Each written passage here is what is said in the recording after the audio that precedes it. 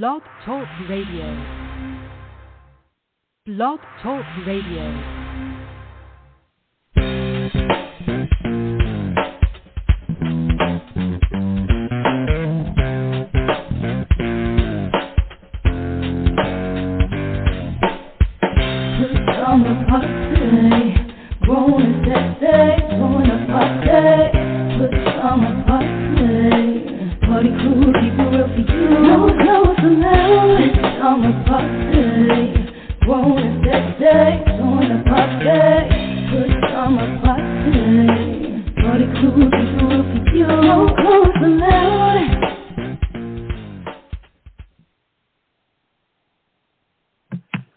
Welcome to another Friday night edition of the Pajama Party. I want to host Poppa DD. I'm here with Ketel. Hello. And Redwine. Bonsoir, darling. So. Happy Thanksgiving, belated. Belated. Yes. Woo, gobble, gobble. Great. How was yours? Wonderful. I'm still patting my belly. All right. Oh, how was your Thanksgiving, Cal? It was great. I really enjoyed it. Plenty of food, and now I'm tired of it. Want something new. Yeah. Ready for some fried fish or something else? Huh? Yeah. What about you, Papa? Pizza. Oh, sounds good. Take a break from all that gobble gobble. Yep.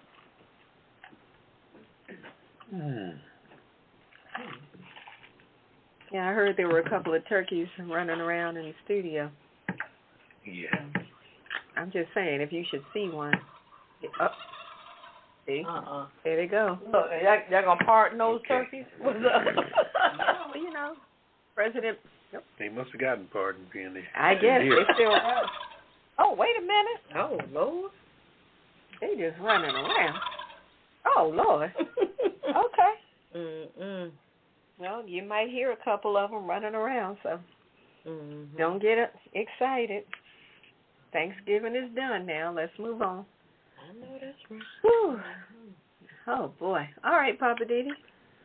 Over to you. Well, in lieu to the shooting situation in Colorado, the question I want to say tonight is you think there's some type of the people that does these mass shootings, you think there's a website somewhere they're looking at or some kind of something that they're on somewhere because I think there needs to be, it's got to be some kind of connection somewhere with something. Somebody's looking or listening to something somewhere. I mean, I don't know. It's kind of hard to believe that everything is so randomly selected by different people when their purpose is the same thing. So what do you think about that? You think that there's, I mean, I know there's a lot of, what do you call that, the dark web or something like that? I mean, the web got a lot of layers to it, you know. Yeah, I agree. A lot of hidden stuff, even with that, what do you call that, the Antifa stuff and all that, they're all undercover. The Proud Boys and all, they're all in deep cover that they got stuff where they, so. I don't know. Maybe they are meeting up on the dark web somewhere. But that's a good point, you know. It's like, are these people colluding, as they say in legal terms? Are they colluding to say, all right, here's the target. I'll go after this target. You go after that target. Because it just seems like it couldn't be possible that all of these things are happening random. And everybody's waking up and doing the same different stuff. Like, what does the gay community have to do with school students? You know what I mean? It's like, it's two different vibes, you know, like one minute you're killing. Or a synagogue or whatever it may be, a church, you know. Yeah, it's like, what? I don't know. I don't know. What you think, Ken? That's a deep one. And you're right, there's a whole variety of stuff, too. Between the Jewish community, there's elementary schools, churches. Who knows? There's just a lot going on. Somebody once said maybe something in the air. They pumping something in the air. People act crazy. It's just a lot going on, from shootings to Oh, boy. I can't keep up anymore. I'm just baffled. It can't be that much hate in the world that people really lashing out. It's crazy. It's crazy and it's scary. And on top of that, Yeah. because you don't, you go in stores and stuff, and you step on somebody's foot by accident, or like say something wrong, get a confrontation. I was somewhere out last night, and the lady wasn't paying attention in line, and he's like, go ahead. So the woman, turned around and said, you don't talk to me like that. And he's still grumbling. I said, oh, boy, here we go. Something about to fester. But it just seemed like something was wrong with him. Mm-hmm. But, I think there's a lot of mental illness out there. It is, but you can't blame it on that all the time. I think either people are jealous or they just not in the right place at the right time in their lives, and they're mad at the world, and, they just lash out and take it out on people. Mm-hmm. And that's not how things should be. You got issues, you need to go talk to somebody. Go lay on somebody's couch. That's what they used to do back in the day. I don't know what they do now. Well, yeah, now you get on somebody's website. Right. A lot of these therapy sessions are online. Yeah. Like, you need to go find a website and talk to somebody. Yeah. Because a lot of times they don't feel like they can talk to relatives and stuff. But then sometimes relatives, they go back and tell other people, other relatives, okay, this one's crazy, just starting rumors. And well, I think if people could get beyond the whole stigma over mental health, that would help. Yeah. Because, people still have this whole idea of if you need therapy, then you're crazy. Right. And it's not about being crazy. Maybe you just need to talk to somebody. You just need to hear another perspective. Right. You just need a sounding board. It's not always about saying that you have, a loose screw, so to speak. Right. But people have that idea that if you go see a therapist, you're crazy. You're defective. Right. There's something wrong with you. Right. And it doesn't have to be. Right. And so it's hush-hush or taboo. It's like, I can't, tell somebody else what's going on. But, yeah. Well, if society can ever get over the whole mental health thing and therapy and all of that, we'd probably be better off, and maybe some of these random killings would be, minimized. Yeah, I agree. Yeah, I think you got a good point here. All right. Well, we're not taking any calls tonight because it's a holiday weekend. So we're just here to give you what we got because that's what we do. We want to keep our show on track. So we just hope you'll sit back and enjoy the show tonight. And I guess we'll be live the following Friday. We'll do it again. But tonight we are not taking any calls. So please enjoy the show. You can call in and listen at 914-803-4306. And let's see. We're going to go right into the rundown. Yeah, okay. All right, Ketel. What's going on in the rundown tonight? All right. We got a lot, quite a bit tonight. In focus, the Chrisleys get jail time. Oh, boy. That's interesting. Also, what happened at Club Q? And body cam video shows Louisiana Sheriff's deputy shooting. Also, our cocktail of the week. Interesting one. What's popping with Poppa DD? Our weird news. Of course, we have to lighten it up. Man tried to buy stolen human remains. Also, man pleads guilty to dousing bewitched statue in red paint. And facial hair fanatics claim their set world record for beard change. Also, I'm just saying with Redwine, living for the city with Poppa DD. My Hollywood wrap-up, the kiss it list, and the last word. So sit back, relax, get your favorite cocktail, and we're about to get into In Focus now. All right.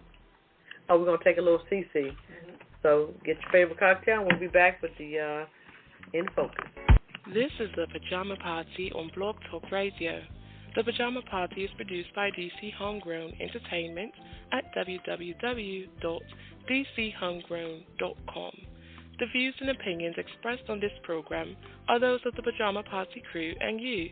So pick up the phone and dial That's 914-803-4306, and tell us what's on your mind. There's a big fluffy pillow reserved just for you at the Pajama Party, so call us now. And remember, it's PJs only, no clothes allowed. Pass it on.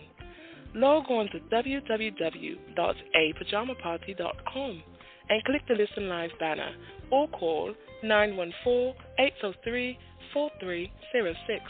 Now let's get back to the crew and more of the Pajama Party. Is it tea time, darling?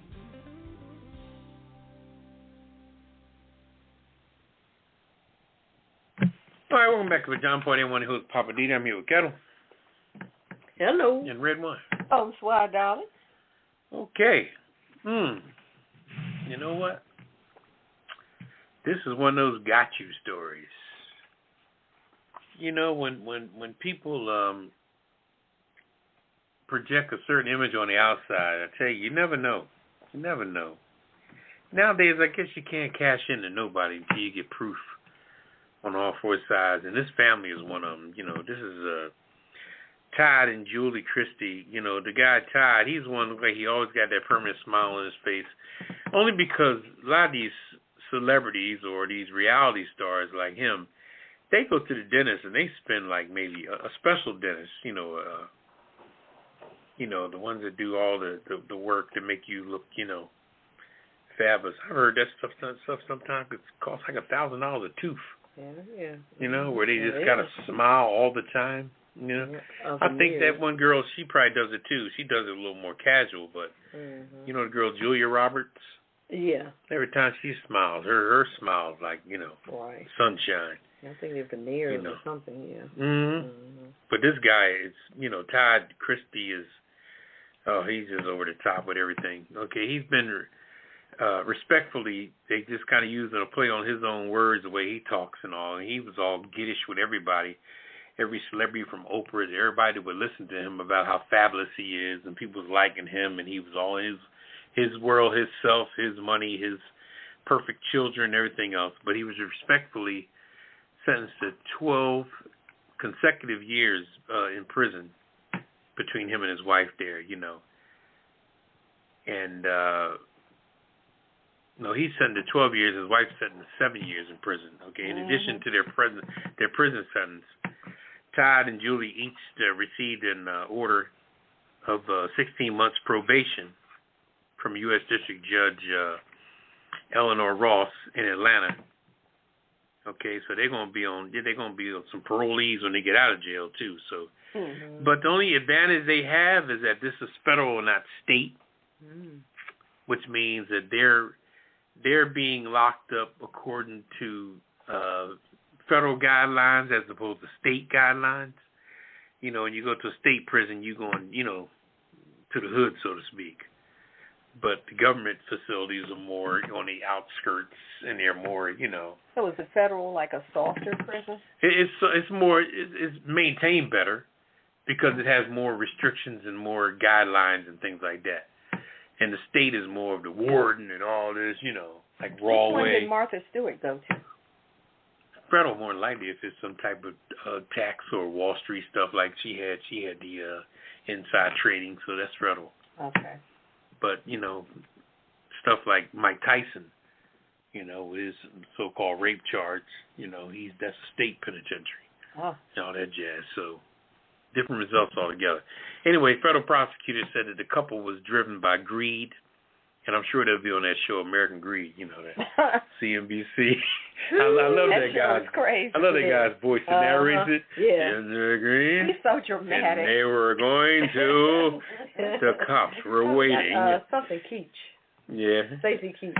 Is that him? Yeah, they're so dramatic on that show. Yeah, federal prosecutors said that the couple was driven by greed as they engaged in an extensive bank fraud scheme and then hid their wealth from tax authorities while flamishing their lavish lifestyles. Okay? The Christies gained fame with their USA Network reality show, Christie Knows Best. Okay? Yep, that was popular. Which follows their tight-knit, flamboyant family. They were found guilty on federal charges, in June and sentenced by the U.S. District Judge Eleanor Ross in a hearing that began Monday. Okay, the Christies have built an empire based on the lie that their wealth came from dedication to hard work. Prosecutors. Lies. The jury, now dig this here, the jury unanimous verdict, meaning all 12, unanimous verdict set the record straight.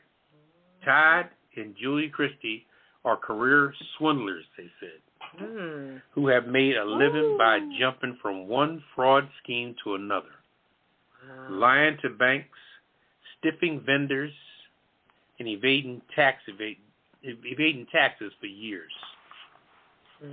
So the Christies disagree with the government's guideline calculations. Todd Christie, lawyer, wrote in a filing that he should not face more than 9 years in prison. What, really? Not facing more than 9 years, and that the judge should sentence him below and lower end of the guidelines. You know, because sentencing guidelines based on what you did, how often you've been arrested, and all that jazz. You know, Julie Christie's lawyer wrote that the reasonable sentence for her should be probation, with a special condition that she didn't have any idea of his wrongdoings. Really? And you married to this joker. Anyway, the Christies were convicted in June on charges of bank fraud, tax evasion, and conspiring to defraud the Internal Revenue Service. Julie Christie was also convicted of wire fraud and obstruction of justice by trying to destroy evidence. And how you have no idea, but you're trying to get rid of the evidence. But you know what gets me with these people is that through the whole thing, their hair was still jet blonde. Their cars are always clean. Their teeth look fabulous. Everything looked beautiful on the surface. Anyway, the prosecutors have said that the couple submitted fake documents to banks and managed to secure more than $30 million in fraudulent loans based on money they claimed that they were making off their talk shows. But the bank never verified what they were making, just on their popularity. Their word for their loans. That should be wrong. Just take their word for it. Okay, so once that scheme fell apart, they walked away from their responsibilities to repay the loans when Todd Christie declared bankruptcy. White privilege. While in bankruptcy, they stated that their reality show and flawed wealth and lifestyle to the American public was, it was on rocky terms. Okay, when they began making millions from the show, they hid the money from the IRS to avoid paying taxes. So that's the main thing they got them. Was tax evasion was the biggest thing. That's what took down Al Capone. It sure did. Anyway, so the couple submitted a false document to the grand jury that was investigating their crimes, and then convinced friends and family members to lie for them. Oh my God! So they just been busy. Look, what happened to Mama? I don't know, because she was on that show too. I've seen a few episodes. I didn't watch it with any regularity. They're probably going after the big fish, you know. Oh yeah, but I'm saying what's happened to Mama, because he was more or less kind of financing her. Well, So. I guess Mama better find a new financer. And then they had a 12-year-old son. That's going to be kind of rough. Now, when they going together or they going separate? Yeah, like yeah, I can't think of his name. What was her name? Teresa somebody. I forgot. She and her husband, when they got busted, Right. the judge allowed, because of the kids Right. and young, Yeah, but their kids ain't young. No, they have a 12-year-old son. So he's But you know what, though? Son. But see what gets me, and I don't mean no disrespect with this. This is only a subject that comes up when his white folks about to go to jail. You know what I mean? When black folks about to go to jail, nobody gives a hell. God bless it. Well, Who's married, who's going to jail first or whatever. How old the kids are. They'll send the woman to one jail and him to the next jail, and the apartment. Keep it moving. Right. They'll keep it moving. I don't understand. Go to some relatives. And how did and how did that thing with the reality stars? See, that's all based on a judge issuing that kind of crap, because that stuff is not even. I didn't understand that's how not even Teresa, on normal stuff. What was her name? Greta Ducci or something like that. How she and her husband got a deal like that. How he went and served his time first. She stayed home with the kids, and then when he finished his sentence, yeah, she went to why jail. do we? depends on the state, you know. But why do we? No, I think it depends on the judge. Judge in the state, and the suburban situation, and all the crap that goes with. New York, that was up in. But that is so unfair because what is it? Crime is crime. You know, you can't put a dress, you know, on a pig and call it a lady. Okay. You know, a crime is a crime. Oink, oink. Yeah. You know, I'm just, you know. I know. This was a crime. And these people here, they're gonna, and you know, get the same with Steve Bannon. Special preference. Steve Bannon the same way. They giving him time. They're not putting him in jail until after his appeals. Yeah, no, it's crazy. And I'm like, well, what the hell? I've never heard of that. Why does everybody get the chance to have breaks and all, but people of another persuasion just goes down? Yep. Mm-hmm. You know, and Bannon, what gets me too, lastly, I'll say, whenever these jokers, they ass up against the wall, when the camera's on, they smiling like everything is still wonderful. Mm-hmm. Now, how would you be looking on your face if you had all this Internal Revenue stuff up your butt, hiney? Mm-hmm. Wouldn't you have a different look on your face? Yeah. But they be like, this Todd Christie. Hi, everybody. Hi. You know, they just project the image. Same with Steve Bannon. Every time you see him, right? Well, he's on. What day? This is the blood. This is. It's true. It's crazy. I don't get it, boy. That privilege is vicious. Yeah, it is. It's alive and well. Mm-hmm. It is. And they know it's entitled to it. Yeah. Yeah, it's gonna be interesting to see. Like I said, if they go at the same time, or they're gonna go separate. Yeah. Well, this is down in Atlanta. They got a long time ahead of them. Yeah. Mm-hmm. He got 12 years. So I'm sure that no matter how clean his face is and how blonde his hair is and how beautiful his teeth look, I'm sure when that boy get by himself, he's putting his head between his legs saying, damn, I fucked up. Yeah. He won't have his makeup team and the glam squad and all of that stuff when they get to jail. Well, it wasn't. I don't think you mentioned there was a alleged affair with his partner. Oh yeah, well I thought he was gay from the beginning. Partner. I don't know where. I don't even know where the wife came from because ever since I've seen him, Well, they had 3 children together. So. Yeah, and that's his second wife. Right, I know. That's where he came from. Yeah, they have those children. He probably bought them from. I think they got some stuff you can buy from GNC. You put in the. I ain't some baby making pills. You put water in a bottle. You put water in a bottle and the kids are here. And it creates babies. Not messing with that. Okay. All right. Let's keep it moving. Keep it moving. All righty. Right. Okay, changing gears. This is the University of Idaho. What happened? As police continue to comb through evidence in the killings of 4 University of Idaho students found dead nearly 10 days ago, the family of the victims came together to grieve their losses at a memorial on Monday. Wow, these people were young, 20 and 21. All 4 were discovered in a home near the University of Idaho campus in the city of Moscow after police responded to a call about an unconscious person. The victims had been stabbed to death, according to the coroner. The grisly crime rattled the small college community of about 26,000 residents that hasn't recorded a murder since 2015, and anxiety intensified when police said they were unable to ensure the public wasn't at greater risk. So they hadn't found the killer, so I guess he was still out there on the loose. I don't know if he was armed or not. I mean, but to me, it just sounds like it was an inside thing. He said there was no forced entry or anything like that. So I just think it was probably some people within their circle. And I just think somebody got jealous. So it does go on to say that investigators have started to build a timeline of events regarding the students and their last known whereabouts before the fatal attack. All 4 victims were back at the house by about 1:45 a.m. This was Sunday. From there, authorities are working to determine how and when the attack transpired. So it had to be between, after 2 o'clock until they found them that morning. That whole thing was crazy. It was. And for them to be that close, it just, like you said, it's just crazy. And I'm sorry, were you going? No, go ahead. I was just going to say, it just doesn't seem like this could have been the act of one person. Because there's 4 people that were stabbed. Yeah. Not just shot by somebody that went boom, boom, boom real quick. Right. But when you stab somebody, you got to get up close and personal. Right. But it does say that they likely were asleep. So, if they were out partying, this and that, they would have been a little intoxicated. And, when you're drunk and sleep, you were just sound asleep.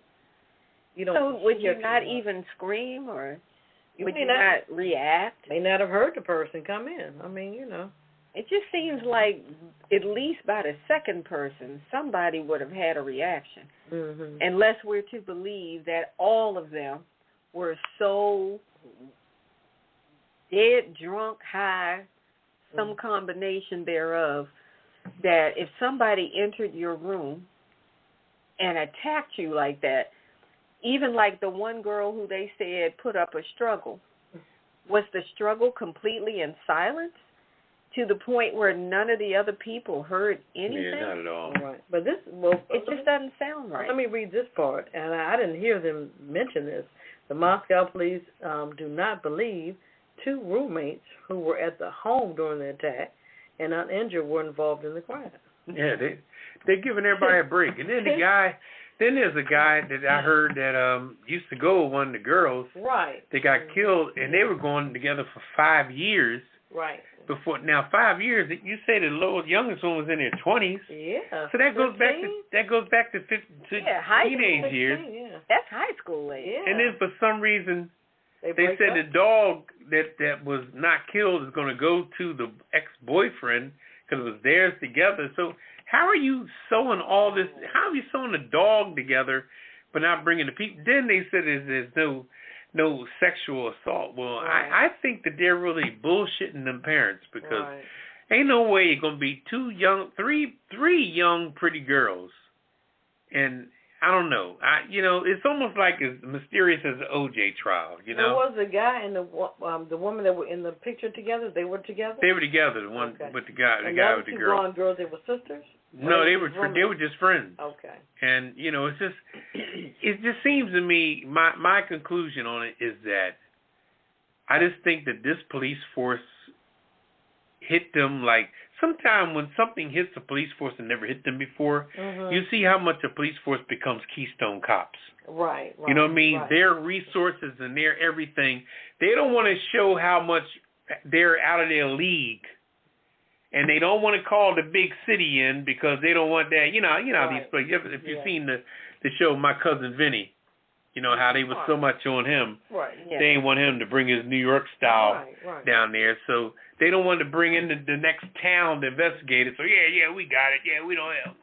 I don't think they have anything. No, they're going to bring in the FBI on this. Yeah, something's going to go down. They're trying to keep it local, but once the FBI get into it, but it's going to be so far gone. By the time the FBI get their teeth in it, whoever did it could be in Canada somewhere. Yeah. And doesn't believe it's somebody that was in their circle. They local. They not going over. Yeah, but who knows how damaged the crime scene is now? Yeah. They probably went there and just put tracks all over the crime scene. Yeah. And then you're trying to keep this story with all the parents. Well, what did we tell them? Well, and then the parents don't seem to be aggressive or not themselves. It's just so weird. Yeah. They do seem to be very everybody is back. so laid back trying to, they're doing it. It's like they're in a pack or something. And whatever goes on in this community stays in this community. And if this now, and also on a twist of things, what if this was 4 black students? Wow. 3 females and 1 black male. Where would this be? There'd be many rumors.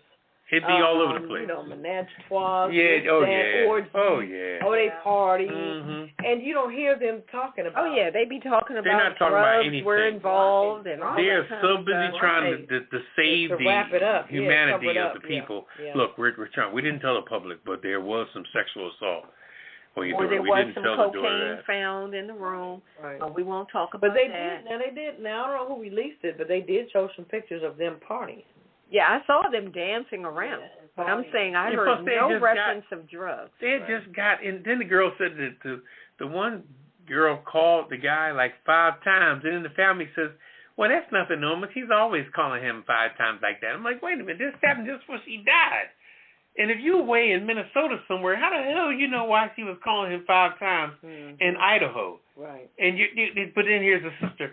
Well, no, she calls. I'm assuming she's calling 5 times. I'm like, boy, these motherfuckers, boy. Ooh, Yeah. I tell you, this has got to be. Going on. This got to be the strangest stuff I've ever seen when it comes to 4 people getting killed. Because the place must have been a mess, Because if somebody stabbed you, man, whew, that's killing for real. A mess. But that's the thing. People get stabbed. That's the type of crime of passion. Yeah, well, that's what they said first. Then they ruled that out. Yes, the crime of passion. Somebody was mad at somebody. Male, female, they were mad at somebody. Yeah, something was going on. Yeah, but then for you to go and stab not 1, not 2, not 3, but 4 people, something was going on. Sometimes people got to stab everybody that could be a witness. Right, that's true. So you never know. It could have been a fight with the guy, and once he got rid of him, and they locked the door, and look, we're not going to tell nobody. We're not going to tell nobody. Right. He ain't going for that. Mm-hmm. So this that's whole what crime. goes back to my point about, was there no sound? Did nobody no sound? scream? There's Nobody... no forced entry. But it's still preliminary. So, we still getting bits and pieces, but they ain't telling us the bits and pieces. Yeah. That's what it is. So, all right, we'll continue to follow it. All right. That's all I can say. Yeah. Well, I got another weird one for you. This one is some body cam video shows a Louisiana sheriff deputy shooting an unarmed black man in the head. Here we go again with this. This Louisiana State Police released body cam footage showing, I'm not sure how you pronounce the name of this parish, Rapides? Okay, I'll say Rapides. Rapides Parish Sheriff Deputy fatally shooting an unarmed black man in the head during a traffic stop. It was a traffic stop. How did brother end up getting shot in the head? So this happened actually on November 6th, and of course it has sparked outrage in the predominantly black city of Alexandria in Louisiana.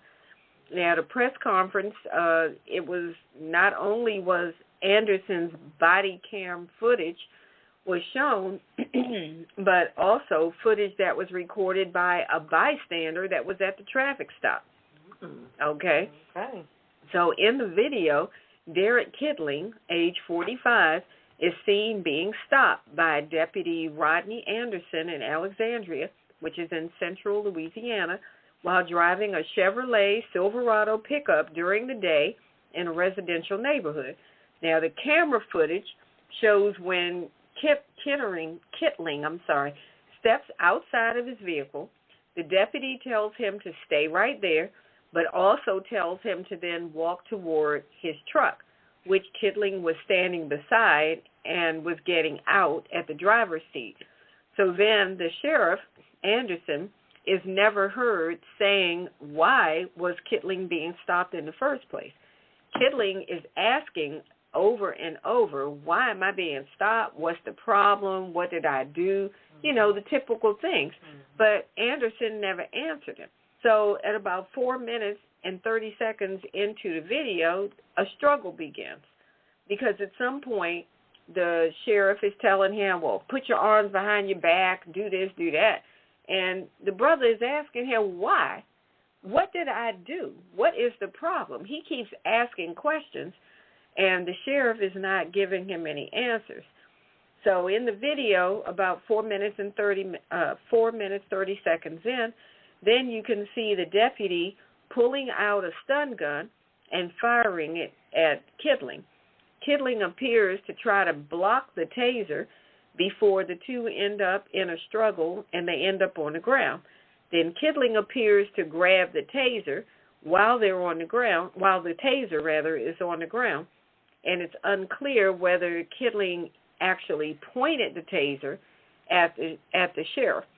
So then the officer is seen fighting with Kettling from various angles on the body cam footage. The struggle lasts for about a good 1 minute, and then the deputy fires a shot. Anderson then makes a call to other officers and tells them that he shot Kettling in the head. So now Kittling's family has retained civil rights attorney Benjamin Crump to represent them. And since Kittling's fatal shooting, of course, protests have been held all throughout Alexandria.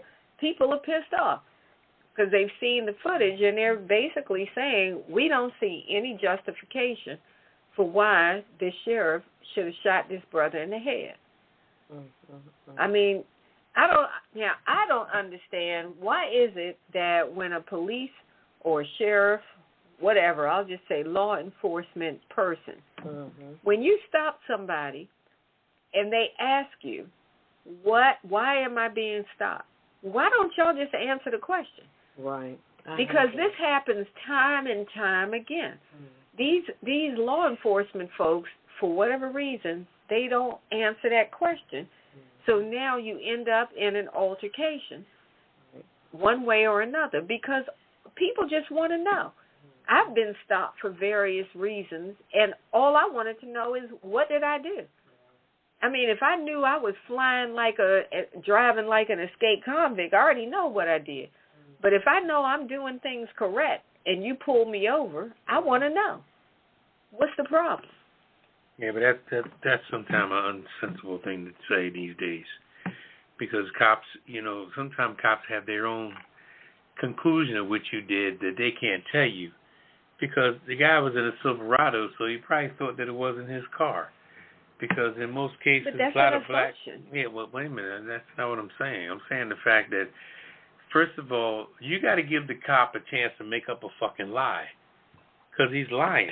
So when you demand, all right, well then you'll end up like him, like that guy. Because when a cop pulls you over and he has and he can't answer you right away, it's because he can't think of no shit to tell you yet. He's trying to figure out. Well, he's right because he feel like I got authority and I don't have to answer you right now because I'm assuming that this is a stolen pickup, because you niggas don't drive pickup trucks. That's a white boy thing. So you never know what's on his crazy-ass mind. But when you keep pestering him, now he's going to think he's tougher and tougher and tougher. But he got the gun and the taser and all that shit, and the whole police force behind him. So at some point, you really got to be cool.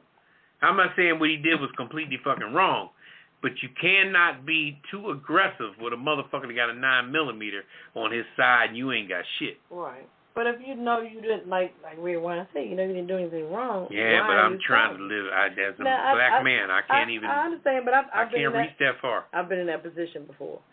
Now, I made a right turn. There's a signal, and I went through. It was yellow, and that means stop. I should have stopped.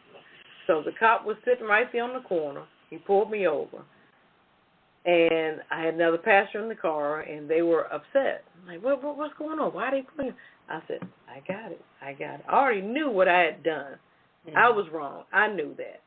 So when the cop came, he said, well, he explained. At least he explained. You turn, signal was yellow, whatever. We're having some issues on this corner because you're supposed to stop because pedestrians have to have a chance to walk. Okay. And I respected what he said. Okay, went back there, checked my ID, whatever. Wrote damn ticket, I was gone. Okay, bye. $100 ticket, I was pissed. Oh my God. But I'm just saying, like Poppa DD said, sometimes you do have to be just calm and cool, Yeah. But I'm just saying, if they stop you and you feel so confident that I did nothing wrong, I didn't turn illegally, I didn't run any red lights, I didn't do anything wrong. Are you talking about as a woman or a man? I'm just talking about as a person. No, it's not as a person. It don't roll like that out there. But you know what? That's half the battle. It doesn't roll like that out there. Let me say this. It's half the battle because that's what they want you to do. So it's yes, sir, yes, ma'am. Yes, exactly. Until you either going to give me a ticket, a violation, or you're going to let me go my way. And I'm not even going to reach nowhere near that. It gets to the point, like with this brother, when he starts telling you, turn around, put your hands behind your back. You're like, wait a minute.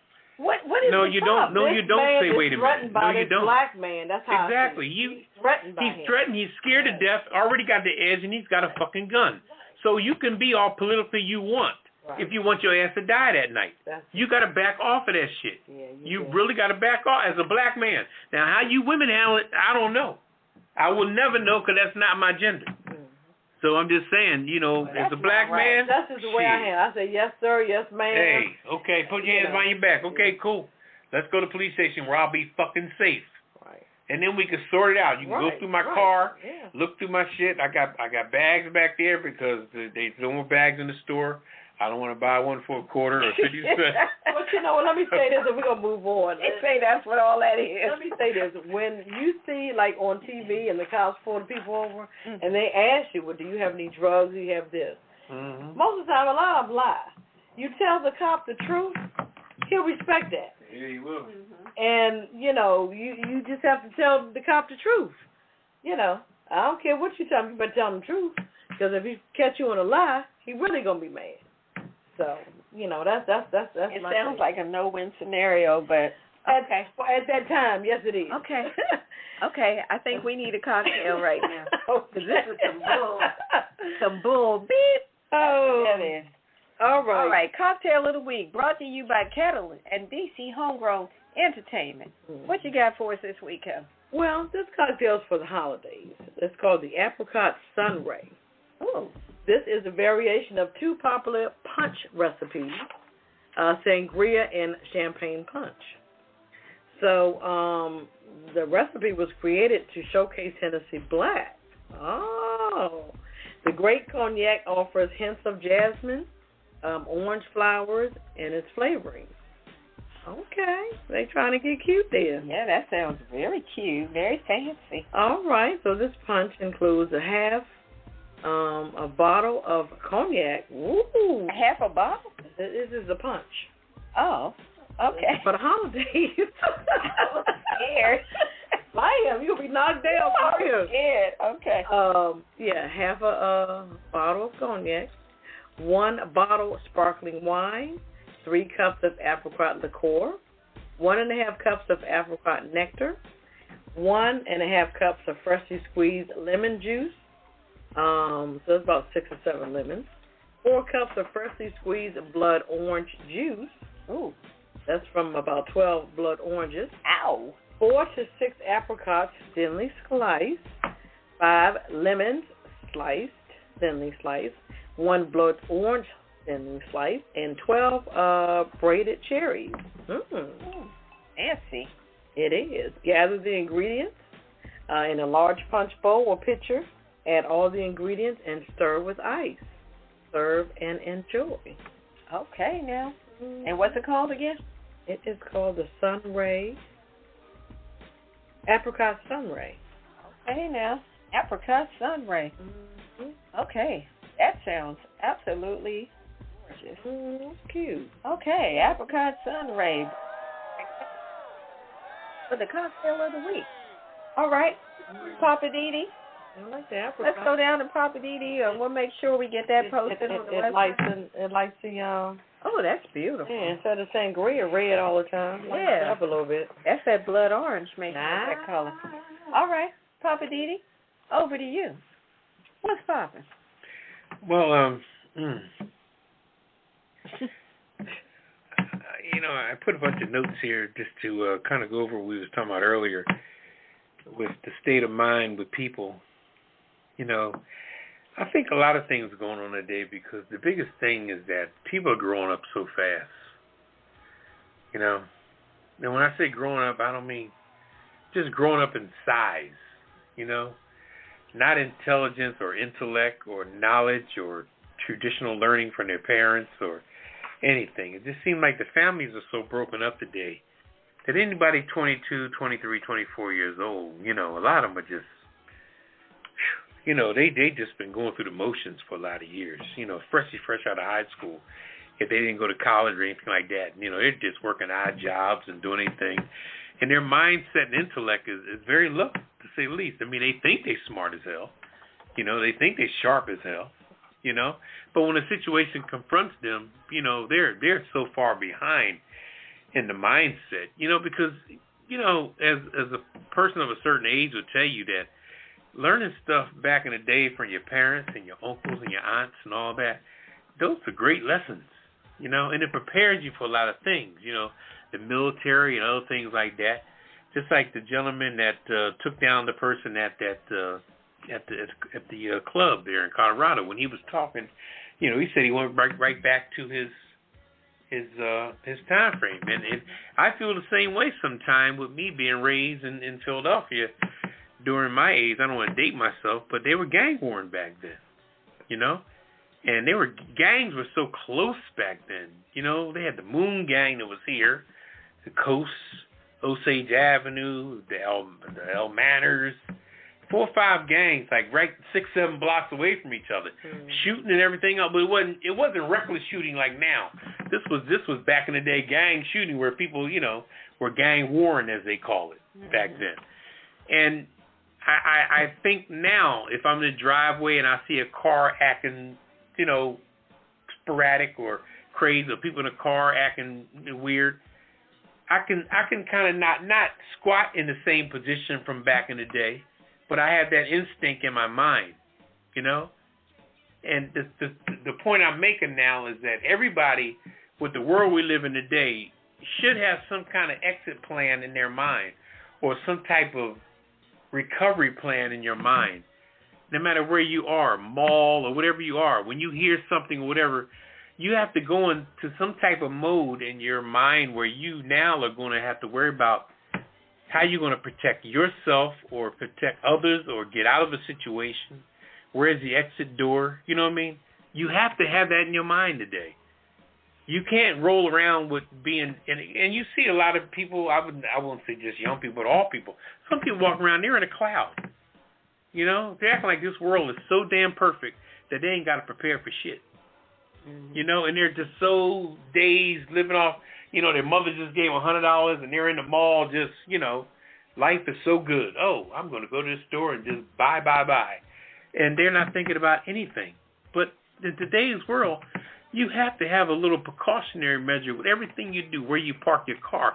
I even look at cars that I park beside. I don't know if you guys do that. Mm-hmm. You go park next to a car that look like that person don't give a damn about their car.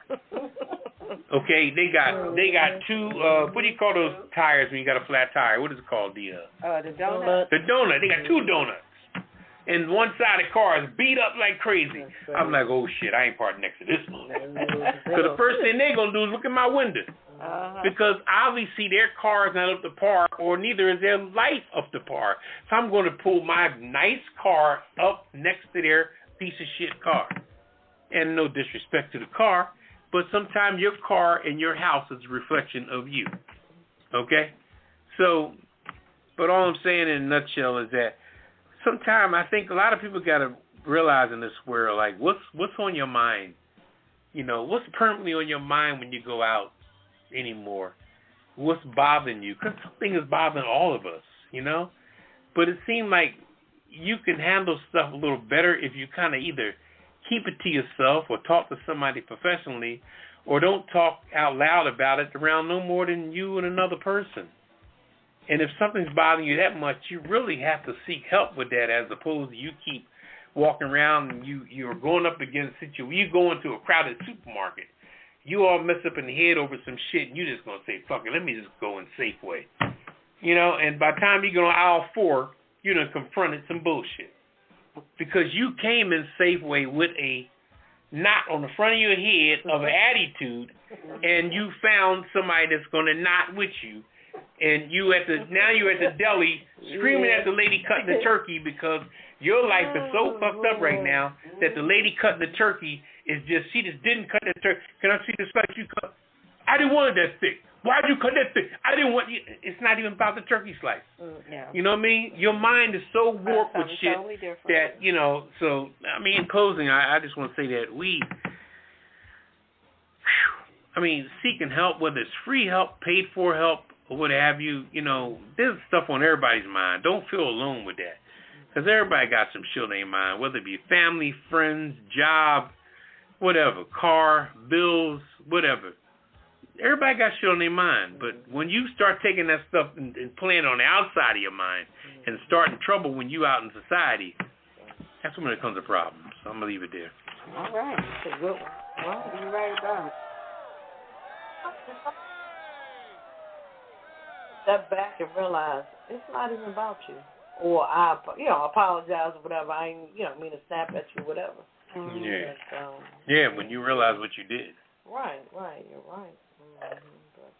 But then sometimes it just takes one person to say something nice to you or speak to you, and it's like it just change your whole trajectory. Like, just one random act of kindness. Right. Can flip all of that around. Right, like somebody just holding the door or whatever, and some people, they're rude in that. They don't even say thank you or nothing, or, But for the most part, they are. But yeah, you're right about it. And one thing I've learned to do also lately, and it's happened to me just recently, I've learned not to react to people's reactions. When somebody goes off on you, we had a lady go off on me online up at the medical center. She just, I wanted to step up and ask somebody a question, and she said, I'm next in line. I said, well, I'm just going to ask them something. I want to ask them something too. Oh my God. And at that point, I said, well, go ahead. Because I could have turned around and said, well, fuck you. I mean, you know what I mean? Because an argument is going to happen if you reciprocate somebody's actions. And you know what? Sometimes people want that. Yeah. She wanted it. She wanted it. Either your life is effed up or you don't have enough activity. She wanted it. I could tell with her attitude that she had the whole Karen thing working full time. Some people are just and I wasn't playing it. And that's just how they roll. Right. They're out here looking there for a fight. Right. And they're like, are you going to fight with me? Are you going to fight with me? And they just keep looking. But see, the one thing that I learned in my life that I can't do, no matter how the world thinks it's so peaceful and open and everything is so, I can't never, ever forget while I'm out there that I'm a black man. I can't never forget that. I remind myself of that the whole time I'm out. Of every situation I go into before I respond to anything, when I approach people for the first time at the window, at a Midas dealer to get a muffler done, whatever. I'm wondering how am I being perceived? Because that's what will blow your mind. Because it don't care if you got $100 bills in your pocket and your car is nice as hell. You're still being perceived as a black man. Because when anybody calls the police or anything, the first thing they say to the dispatcher, it's a black man. I'm in a problem here. It's a black man. It's a black guy. That's like, wow. She just told the dispatcher who's going to tell the police, and the police going to come now looking for a black man. That's why I'll probably be out there. Black man equals threat. By the time the cops come, I'll be gone. Okay. But I've learned, because I'm in a service kind of industry, and it's like the way I open people up is either I'll talk about the weather or I'll say, how's your day going? It's not about me now. I'm servicing you, but it's like, this is how you open a conversation. And I get that feedback. They say, oh, my day is going pretty good. What about yours? And when they reciprocate, I'm like, okay, I got them at that. So, it's more easier. It's not as tense or whatever it could be. But it's a way to disarm people. Right. Because some people come in with all their baggage and armor. Yes. But when you disarm everybody, it makes them feel like, okay, we're not ready to battle now. We're just trying to be cool. We're on the same level. Yeah. I'm having a pretty decent day, but what about you? Oh, it's kind of chilly today. Oh, yeah, it is. So the conversation continues. When you continue a conversation with someone, they're more or less kind of at ease. Yeah. All right. Well, we're going to... That was a good one, Papa. Yes, that was. Thank you so much. All right. It's time for the weird news, and I'm going to kick it off with this one about this weird man. We got a man in Pennsylvania that's been charged with abuse of a corpse. He's also been charged for receiving stolen property and other charges that police say he allegedly tried to buy stolen human remains from an Arkansas woman for possible resale on Facebook. What is wrong with these people? You can't write this stuff. I'm telling you, you can't make this up. A spokeswoman for the University of Arkansas for Medical Sciences in Little Rock confirmed that the remains had been donated to UAMS's facility and were sent to the mortuary for cremation. UAMS spokeswoman Leslie Taylor said the remains were sent to the mortuary services in Little Rock, where they were allegedly stolen by a female mortuary employee and sold. And, of course, there's now a federal investigation going on behind that. Now, they said that we're very respectful of those who donate their bodies, and we are appalled that such a thing could happen. That's what Ms. Taylor said, who's a representative of the mortuary. She also hung up on a reporter who reached out to her Thursday. FBI Little Rock spokesperson said that their office was aware of the Pennsylvania incident, but they had no comment. The East Pennsboro Township in Pennsylvania announced the arrest and charges against 40-year-old Jeremy Lee Pauley of Enola, Pennsylvania. Pauley had been arrested back in July 22nd. He had an initial court appearance on Thursday.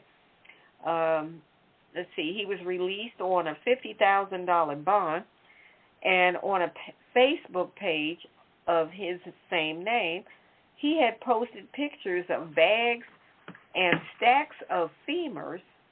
Which bone is the femur? Is that the arm? I think it's the leg. Or is that the leg? Okay, he had pictures of stacks of femurs. One caption said, picked up more medical bones to sort through. He also said, vendors of the odd and unusual, museum exhibits, guest lectures, live entertainment, and more. Strange, curious, and unique in every way possible, with a link to his website. That's the way he was promoting these human remains for sale. The femur bone is a thigh bone. Thigh bone. Okay, thank you. So the district attorney said, I think I've seen it all, and then something like this comes around. The question we had to answer is the sale of body parts and bones legal, or is it illegal? Wow. It turns out, to our surprise, that some of this stuff is actually legal, and some of it isn't. What? Who knew? So they're still sorting it out. The investigation is still going on, but I mean, just the fact that you have somebody who works in a mortuary who's stealing human remains to sell to people who want to buy human remains, there's some freakiness going on. What are they doing with? God only knows. On to the next weird news. Okay. Who's up next? I am. That was a real one, yeah. This is in Salem, Massachusetts. About some witches. Let's see. Man pleads guilty to dousing bewitched statue in red paint. A man will be sentenced to 18 months, of probation after pleading guilty to vandalizing the quote-unquote bewitched statue by dousing the Salem, Massachusetts tourist attraction with red paint over the summer. That's a lot of money to clean that. 32-year-old resident was originally sentenced to a year in jail, but a Salem District Court judge suspended the sentence on conditions the man repay the cost of repairing the damage inflicted on the bronze statue. This statue depicted actor Elizabeth Montgomery as lead character Samantha Stevens in the 1960s sitcom, sitting on a broomstick in front of a crescent moon. In June, a prosecutor said the man was going through a rough time and wanted to do something to get arrested and was held on bail. His attorney said he had been living in a shelter for 2 weeks since his marriage ended and had been looking for a new job. He was also charged with disorderly conduct, which will be dismissed after 30 days. The statue was erected in the city famous for the 1692 witch trials. In 2005, depicts protests from someone said it trivialized the tragedy of the trials. Okay. Yeah, nothing else to do. Poor baby. Well, I can see how it trivialized the actual witch trials, because there were actual people that were burned alive and murdered because they were accused of being a witch. And bewitched is not a real person. You know, that was from a TV show. So I can see how they felt like that trivialized what happened there, those trials. But there ain't nothing else to do. But my thing is, I would have let his, excuse my language, ass stew in jail. Yeah. You destroying public property. At least 6 months. I don't care. Defacing property. Give him 6 months, and then he still had to pay retribution for the statue. Still. Messing up stuff. That's All right. Massachusetts white folks. There you go. White privilege strikes again. Right. What you got for us, Papa? Oh, it's my turn? Yes, it is. That's something. You don't want to. Poppa DD, Weird News, what you got? All right, I got, this is looks like a beard contest. Beard? Facial hair fanatics. Okay. They're claiming that they set the world record for the largest beard chain. So a chain is a... That's a thing? Yeah. Okay. I guess it takes other people to make that happen because a chain is a consecutive length of thing. So this happened in Casper, Wyoming. Mm-hmm. Now tell me where the hell Casper, Wyoming is. Heard of Wyoming? I heard of Casper. Wyoming somewhere. I heard of Wyoming. I heard of Casper, friendly ghost.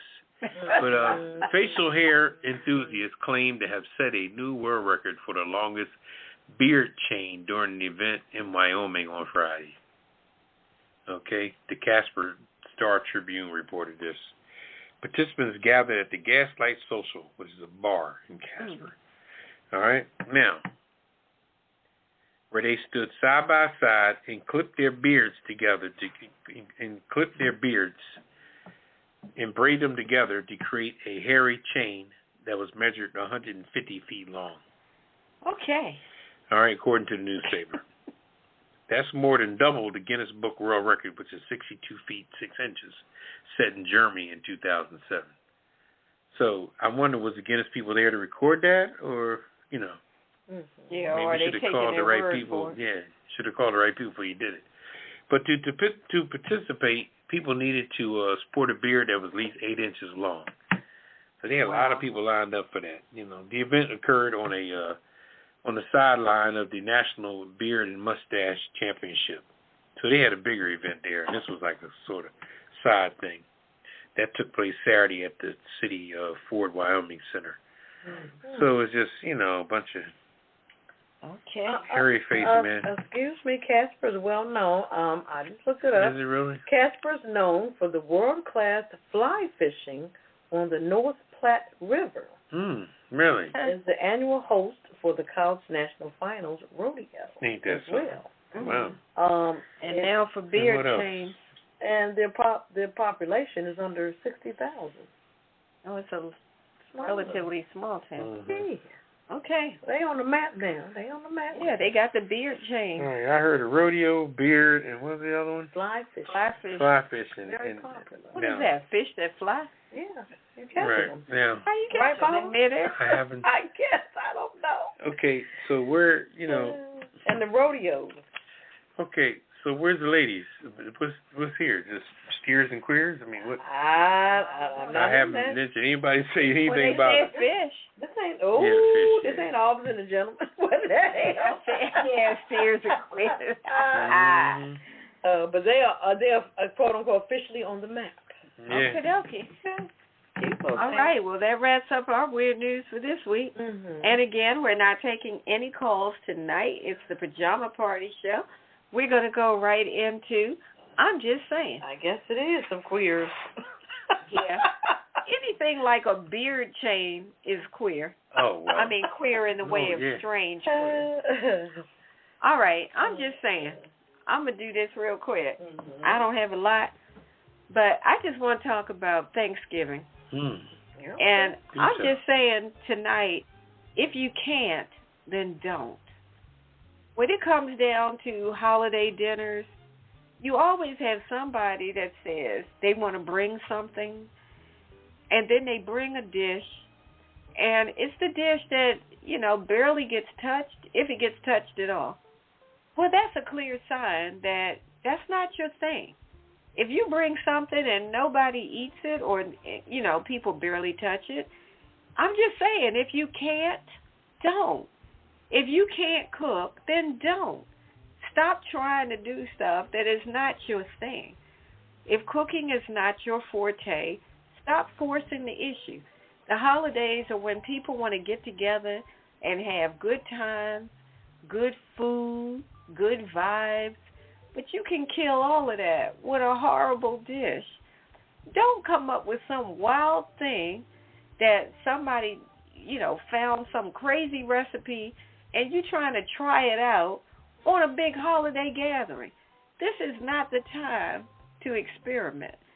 If you want to try your hand at cooking something that you've never made, do it at home when it's just you and your family, and let them try it out. And if they tell you this is not it, please don't bring that stuff to a holiday gathering. Why do you want to subject your friends and family and neighbors to something that's not ready for prime time? I'll put it that way. I'm just saying, if you can't do it, don't do it. Stick with what you can handle. Bring the ice. Bring the chips. Bring some store-bought cookies. Bring the beer. Bring the beer. Bring a store-bought cake or a pie.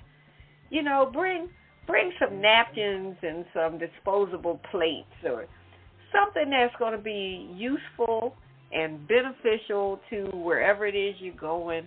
But please don't show up with something like, people come up with some crazy stuff like, oh, I'm going to make some deviled eggs, and they got some wild stuff in it.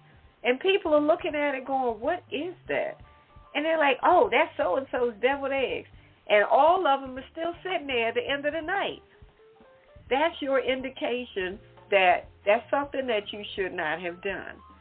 Or if you see only one gone and all the rest of them, that means one brave soul tried it and realized that that was not the move and nobody else was willing to step out. So I'm just saying, it's a holiday public service announcement. If you can't, then don't. Nobody's going to judge you for it. Just do what you can. Donate money. Bring wine. Bring a bottle. Bring the chips. Bring the ice. Bring the fun. But don't bring food that is horrible. If you can't cook, stop trying. This is Redwine, and I'm just saying, if you can't, please don't. That's all I'm saying.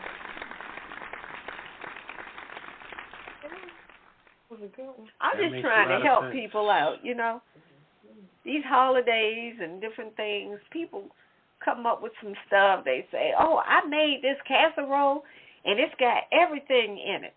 You're like, everything? Like what? And they're naming like 20 things in it. And you're like, oh, my God. No, thank you. Ooh, okay. Poppa DD, living for the city. Well, oh, Lord, what's happening in the city? I tell you what.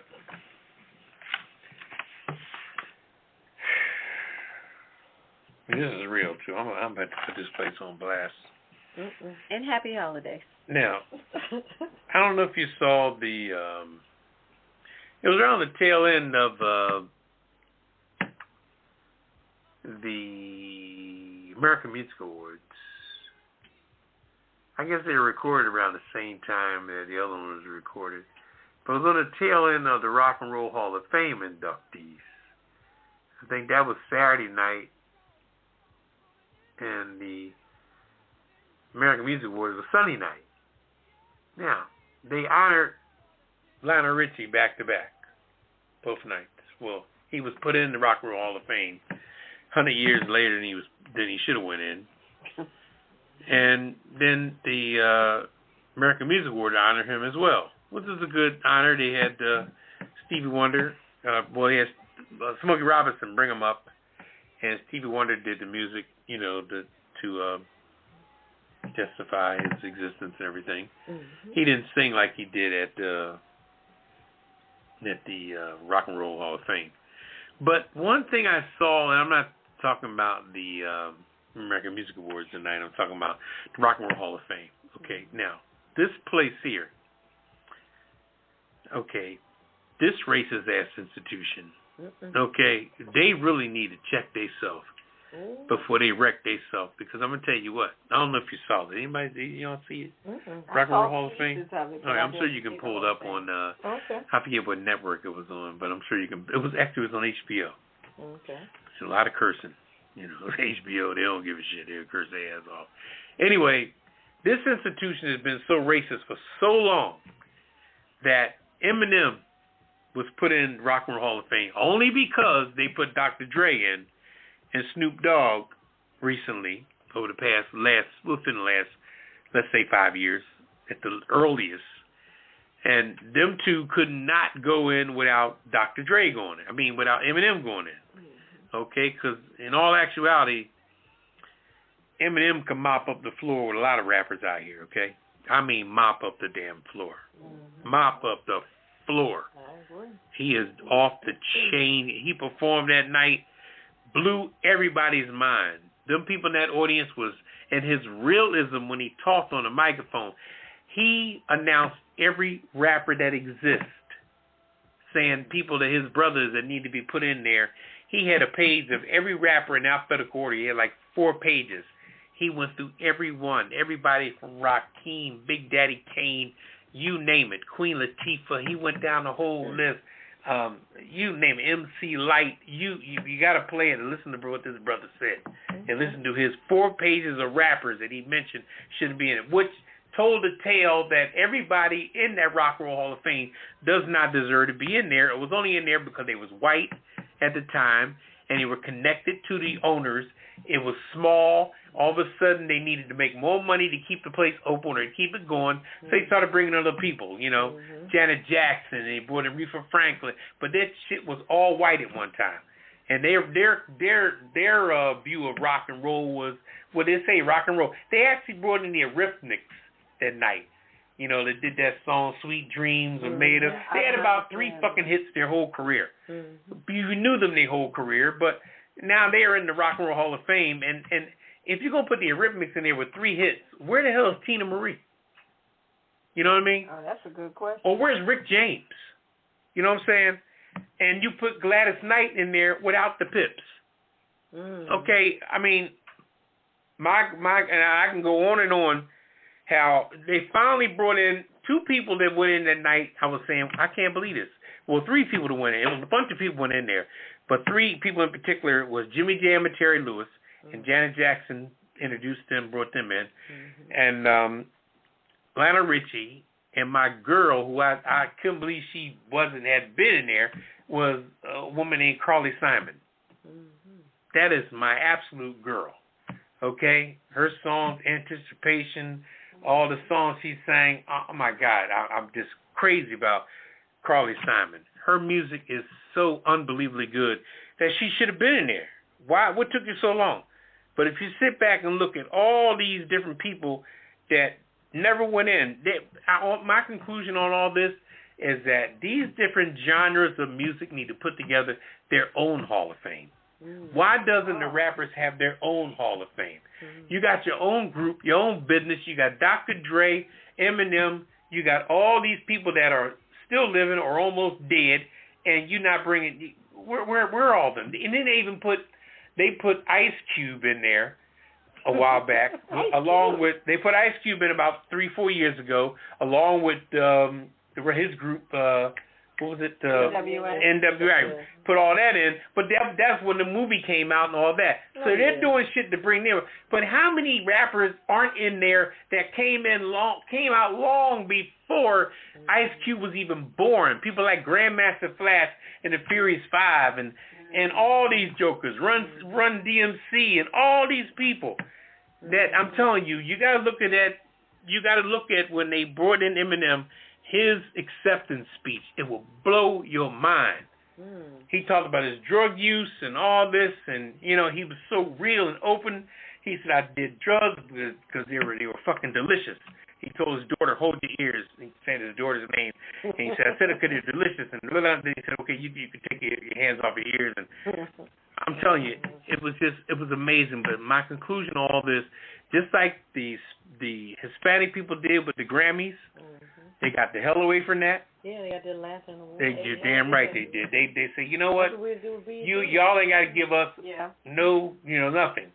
But these people have got to get their own genre, got to do their own Hall of Fame, or there will not be one.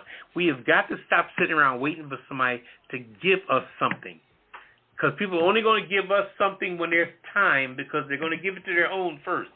And when they got a couple minutes or a little bit of time, they'll give you something. It's just like the job market. You're not going to get advancement if you step up and say, I need an advancement. I need more money. I have a family. I need Saturdays off. Nobody's going to give you nothing. Nobody's going to give you nothing in this world. You've got to ask for it. You ain't got to demand it. You ain't got to go in hard, but you got to go to your boss one day and say, look, I just had a child. This is killing me. I need Saturday off. If you're not going to pay more money, I need Saturday off because I can't do 6 days a week. It's killing me. I'm not even seeing my wife. I'm not seeing my child. I'm in here from 8 in the morning until, But anyway, long story short, Rock and Roll Hall of Fame, you got a lot of catching up to do. Okay. Thank you so much. That's Eminem. That's my boy. Yeah. We'll have to check that It's on out. HBO. Okay. Well, it was HBO last Saturday. I'm sure it'll be I think repeated. it was on ABC originally. Okay. All right, let's go to Hollywood Wrap-Up. The way they were cursing, I don't think it was on ABC. Well, they were beeping it out on ABC. Well, you want to hear it real on HBO. ABC, they were beeping out all the profanity. Oh, but look at it on HBO and you'll hear all of it. Check it out. All right. Anyway. Hollywood Wrap-Up. We're there? Yeah, we're there. Let's go. You ready? Yeah. All right. Okay, here we go. Hollywood. Hollywood. Take it away. Thank you so much. It's time for the Hollywood Wrap-Up with Ketel. All right, that's a good segue that you gave me there, Poppa DD. Okay. Because Mr. Byron Allen has created his own award. Uh-oh. Oh, watch out. It's called the GRIO Award. I'm not sure what the acronym might be for that. That comes on November the 26th and hosted by Cheryl Underwood and Tay Diggs. Top performers, Patti LaBelle, Fantasia, Tyrese, Yolanda Adams.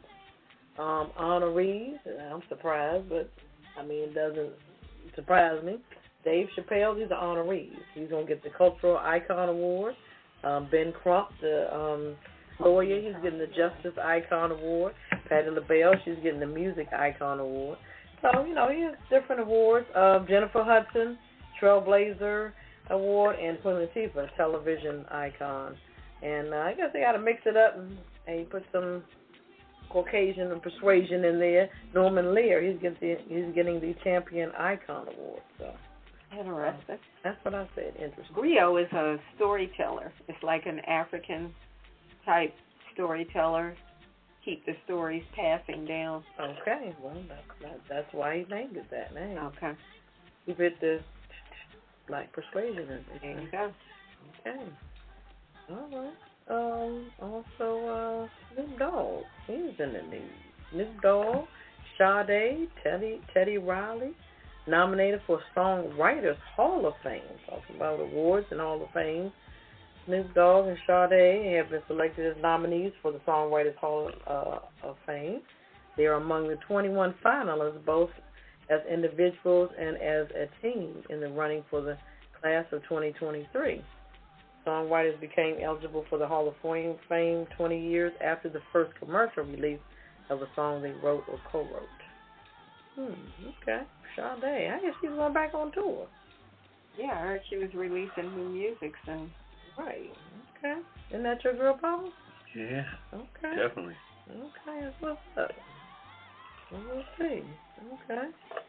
Also, in the news, comedian Mike Epps. He's going to open a venue in Detroit. It's in the former Punch Bowl social space. Stand-up comedian actor Mike Epps and others are planning to open One Mike Detroit, a multifaceted entertainment venue in downtown Detroit that will host stand-up comedy as well as live music and spoken word from local and national artists. Interesting. Mike Epps, he's doing a lot of different things. He just started on the show with his wife. They're doing the home improvement, the homes and stuff like that. Oh, really? Yeah, I'm like, that's nothing new. But I mean, they're getting into that, Okay, they're in that space, huh? Right. Disney is putting out something called Disenchanted. Yvette Nicole Brown, she's going to be part of that trio. Maya Rudolph and Amy Adams. Oh, okay. They're going to be part of that as well. Disenchanted Takes place 10 years after the original film, long after Princess Giselle found her happily ever after in New York City with her prince. Okay. Well, what they're doing now, I guess. Disenchanted, I guess. Interesting. Chris Brown, he's in the news as well. They canceled the Michael Jackson tribute. They snatched it. It's supposed to be a tribute Thriller, 40 years. Wow, that's a long time. I can't believe Thriller's 40. Yeah. Brown told his 121 million Instagram followers that he has planned performances to honor the King of Pop. Was nixed by the American Music Awards a few days ahead of the show without explanation, and his followers and fans are in severe mad. So trying to figure out what is going on. But some rumors going around about Chris Brown. Yeah, I think he's kind of blackballed, in my opinion. Yeah, I think you're right about that. It's all just allegations, all right. Yeah, he hasn't gone to prison, nothing, gone to jail or anything, so I don't know.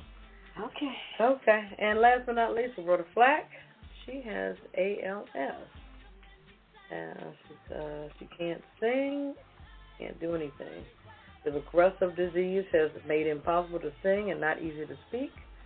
Her manager says that. And I didn't hear you. What'd you say? Roberta Flack. No, you said she has. She's not able to sing. Oh. Or speak. It's not easy for her to speak as well. Oh wow. So yeah, but she's 85. Wow. I know when I've seen her recently, she's always been in a wheelchair. Now this comes out, that confirms everything. So that's my Hollywood wrap up for tonight. Short. All right. Thank you so much. Hollywood wrap up. We're down to the kiss of this Poppa DD. What is the kiss of this? If you can describe that, please. Yeah. That's a list of people that showed their butt over the last week or so. All right. And, you got a list or what? Just a far and few between? I guess we're off the top of our head. One, we can go for the lady that lost the governor race of Arizona. What's her name? Lake? Carrie Lake. Carrie Lake. I'm going to give a quote on what she said. She was at a conference before the election. She said, they asked her, well, if you win the election, will you quit your job and team up with Donald Trump in 24 as his VP?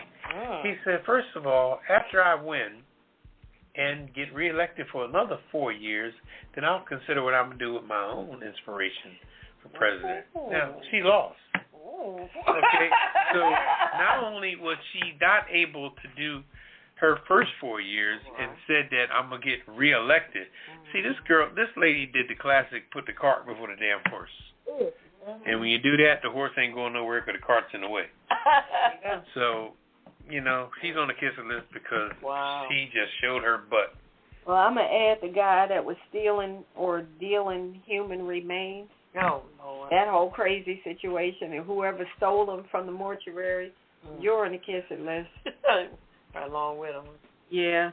The Chrisleys, Mr. and Mrs. Chrisley. The whole damn family. Yeah, they're on the kisser list. They was all enjoying the luxuries of everything.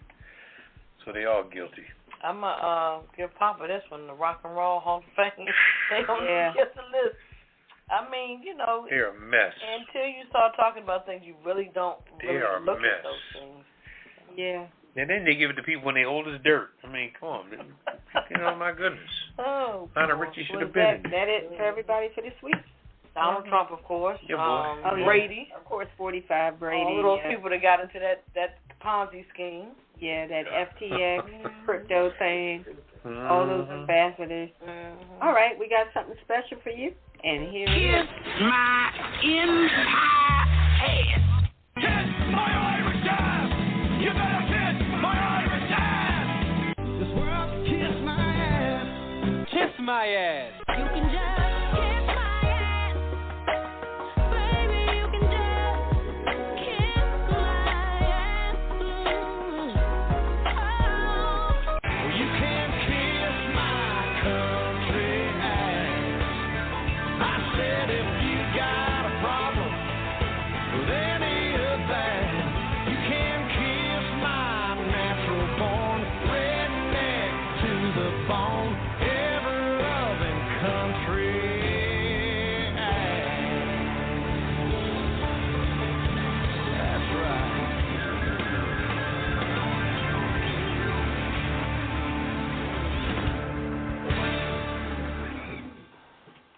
All right, welcome back to Pajama Party. One host, Poppa DD. I'm here with Ketel. Hello. And Redwine. Bonsoir, darling.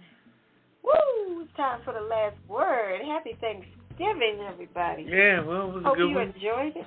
Good one, plenty of food. You know, everything was good. Just digesting now, wearing elastic in my pants. No buttons, no zippers, just elastic sweatpants. Just you know, just be safe out there. You know, be safe. That's your last word. That's it. Okay. Yeah. You quiet? What? Poppa DD quiet? My last word is on a Friday after Thanksgiving, I'm going to rock my moo-moo. I'm going to be comfortable. I ain't even dealing with elastic. I'm going to be comfortable and not be restricted so I can enjoy all the leftovers. No restrictions on So, the belly. happy Thanksgiving, everybody. Hope you enjoyed it. And like I said before, if you can't, don't. That's my last word. Yeah. What's your last word, Ketel? Don't what? What do you? Anything. Oh, don't do If you nothing. can't, just sit back if and it's relax. not your thing, don't do it. Yeah, that got makes a lot of sense. A lot of people are out there doing stuff. Yeah, if that ain't your thing, then just don't. My last word is just be kind to someone. You know, step on somebody's foot by accident and say sorry. And even if they're gonna look crazy, just say, "Look, my bad" or whatever. Just don't create no confrontation because people are crazy out here nowadays. So Yeah. apparently they're pumping something in the air, and you don't need to be a part of that. You don't, look, you don't have to smell or suck that in. Yeah, you're right. Yeah, do not feed into whatever trouble, whatever it is. Just to stay away from it. So just be safe out there and hey, peace. Yeah. All right. Good weekend. Well, that wraps it up for us on a Friday night. And we'll see you guys again next Friday night. And again, a gobble gobble. Hope you enjoyed your Thanksgiving. Enjoy your family and friends. And like Ketel said, be kind to one another and be kind to yourself. We love you. Say goodnight, Poppa DD. Good night, everybody. Say goodnight, Ketel. Good night, and thanks to the family that came out to the Thanksgiving. All right. And good night, everybody. Peace. Initiating shutdown sequence. Is it all over, Rock? I guess so. I bid you farewell, arrivederci, sayonara, and all that sort of cheers. Well, when you gotta go, you gotta go. Well, good night. Yabiko. Sana. I regret to announce this is the end. I'm going now. Good night, and good luck. Was it as good for you as it was for me? Now give me a kiss and say good night. Good night. Good night. Thank you. Goodbye now. Goodbye. Goodbye. Thank you. Goodbye. Thank you for attending our show, and good night.